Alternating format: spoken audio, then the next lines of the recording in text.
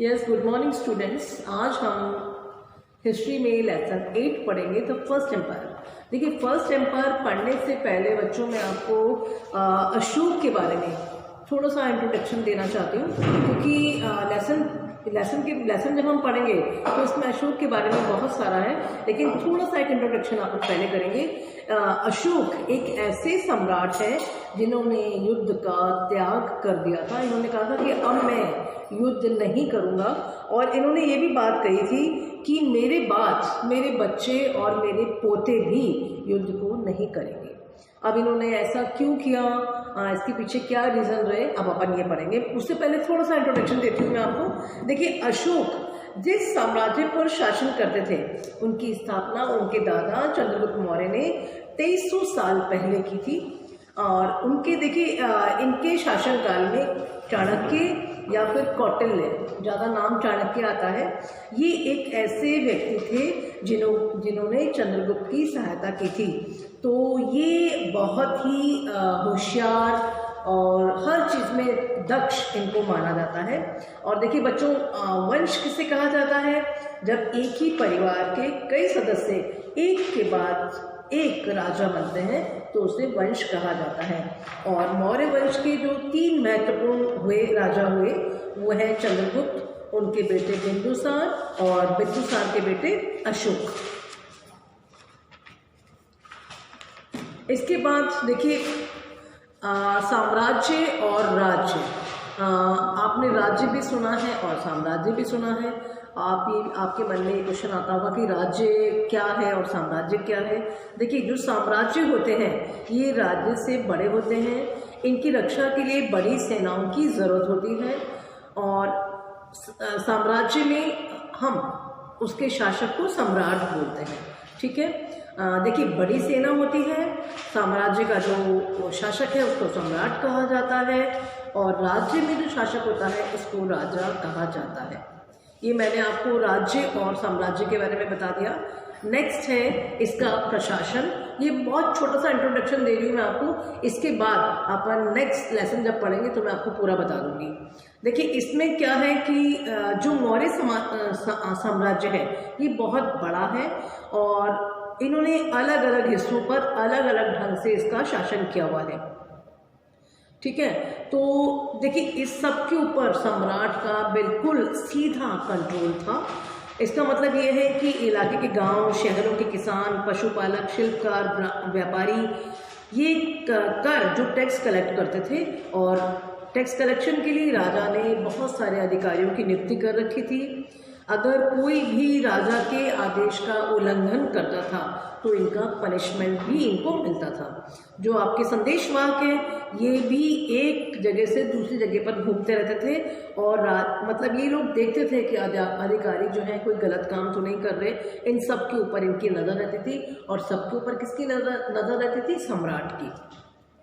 तो देखिए, ये आपका एक शॉर्ट इंट्रोडक्शन बता रही हूँ मैं आपको।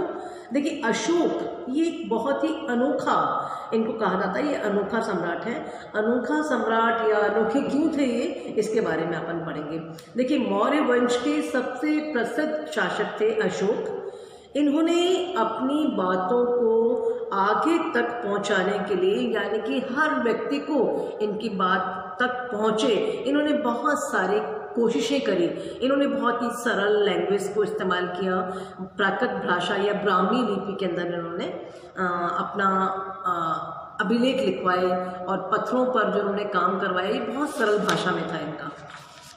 इसके बाद देखिए, कलिंग युद्ध का जो वर्णन है ये भी अशोक ने अभिलेख लिखवाया था, पूरे कलिंग युद्ध का वर्णन करते हुए।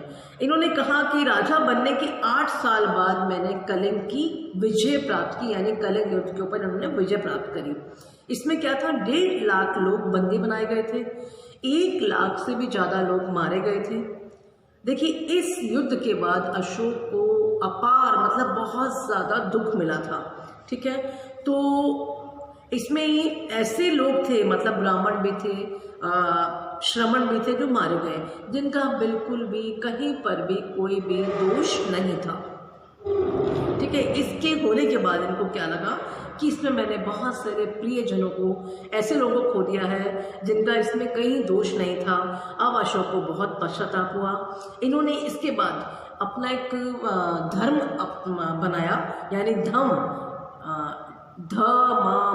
धर्म बनाया इन्होंने, और इन्होंने कहा कि मैं इसके द्वारा दूसरों को शिक्षा दूंगा। धर्म के माध्यम से लोगों का दिल जीतना। इन्होंने कहा कि मुझे बलपूर्वक किसी को मार करके, किसी के ऊपर हिंसा करके कोई भी काम नहीं करना, मेरे को प्यार के साथ लोगों का दिल जीतना है। इन्होंने ये भी कहा कि मेरे बाद मेरा बेटा और मेरा पोता भी युद्ध नहीं करेगा। इन्होंने इस धर्म को फैलाने में बहुत योगदान दिया। इन्होंने लोगों के विचारों में ही परिवर्तन ला दिया। देखिए, अशोक का कलिंग युद्ध, इनका जो कलिंग का युद्ध था, ये इसमें इन्होंने युद्ध जनित, मतलब इन्होंने हिंसा, खून खराबा देखी। इसके बाद इनको युद्ध से तृष्णा हो गई, मतलब भी तृष्णा हो गई कि अब मुझे बिल्कुल भी भविष्य में युद्ध नहीं करना है। अब जो अशोक का धर्म है ये क्या है? देखिए बच्चों, कोई जो इन्होंने धर्म बनाया था, इसमें कोई पूजा पाठ या फिर कोई कर्म कांड वाली बात नहीं थी। इन्होंने कहा कि जैसे पिता अपने बच्चों को अच्छी शिक्षा देते हैं, मैं भी वही वाला काम करूँगा। ये बुद्ध के उपदेशों से बहुत प्रेरित थे। कौन? अशोक। तो इन्होंने ये भी बात कही कि हमें जानवरों की जो बलि चढ़ती है इसको भी बंद करना है। दास के साथ या नौकरों के साथ जो बहुत ही क्रूर व्यवहार होता है, इसे भी बंद करना है। इन्होंने जनरली हर व्यक्ति को धर्म की शिक्षा प्रदान करी। इन्होंने अपने जो संदेश थे शिलाओं पर, स्तंभों पर लिखवा दिए। इन्होंने ये भी कहा कि जो इस संदेश को नहीं पढ़ सकता, मेरे अधिकारी उसको पढ़कर सुनाएंगे ताकि हर व्यक्ति मेरे संदेश को पढ़ सके। इन्होंने अपने प्रचार के लिए सीरिया, मिस्र, ग्रीस, श्रीलंका में भी अपने दूत भेजे। अब इनकी वेलफेयर एक्टिविटीज कौन सी थी बच्चों? इन्होंने सड़कें बनवाई, कुएं खुदवाए, इन्होंने विश्राम गृह बनवाए, इन्होंने मनुष्यों की तो व्यवस्था करी, चिकित्सा की, प्लस इन्होंने जानवरों के बारे में भी बहुत ध्यान रखा कि कोई भी जानवर है उसको कैसी बीमारी है या क्या है, उसके लिए भी इन्होंने चिकित्सा की व्यवस्था करी। तो इन्होंने अपनी प्रजा के लिए भी बहुत अच्छे संदेश रखे। इन्होंने ये कहा कि दासों के साथ, नौकरों के साथ बहुत अच्छा व्यवहार करना चाहिए, बड़ों का आदर करना चाहिए, सभी पर दया रखनी चाहिए, ब्राह्मणों को दान देना चाहिए। इन्होंने ये भी कहा कि दूसरे धर्म का भी हमें आदर करना है। ऐसा नहीं कि हम अपने अपने धर्म की बातें करते रहें, हमें दूसरे के धर्म की बुराई भी नहीं करनी है। तो जो जवाहरलाल नेहरू थे, भारत के प्रथम प्रधानमंत्री, उन्होंने भी ये कहा कि हम इनसे बहुत सारी चीज़ें सीख सकते हैं।